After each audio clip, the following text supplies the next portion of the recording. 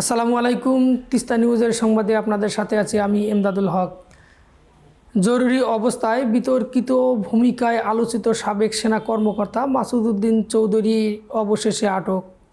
Baridhara DOHS থেকে গভীর রাতে ডিবি অভিযানে নির্যাতন, ক্ষমতা অপব্যবহার ও মানব পাচারের অভিযোগে নতুন করে আলোচনার ঝড়। বিস্তারিত দেখুন তিস্তা নিউজে।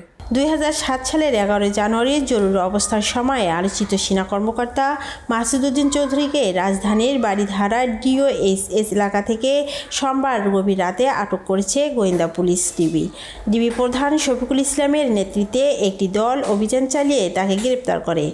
জরুরি অবস্থার সময় ক্ষমতার অপব্যবহার ও বিরোধী নেতাদের উপর নির্যাতনের অভিযোগে তিনি দীর্ঘদিন আলোচনায় ছিলেন। বিশেষ করে তারেক রহমানের উপর শারীরিক ও মানসিক নির্যাতনের অভিযোগ ব্যাপকভাবে সমালোচিত হয়। লন্ডন থেকে দেওয়া বক্তব্যে তারেক রহমান তার উপর অমানবিক নির্যাতনের অভিযোগ তোলেন। 2008 সালে শেখ হাসিনা সরকার ক্ষমতায় এলে তাকে অস্ট্রেলিয়ার রাষ্ট্রদূত করা হয়। পরে তিনি রাজনীতিতে যুক্ত হয়ে সংসদ সদস্য হন। তার বিরুদ্ধে মানব পাচার সহ নানা অভিযোগ থাকায় এই আটককে গুরুত্বপূর্ণ পদক্ষেপ হিসেবে দেখা হচ্ছে।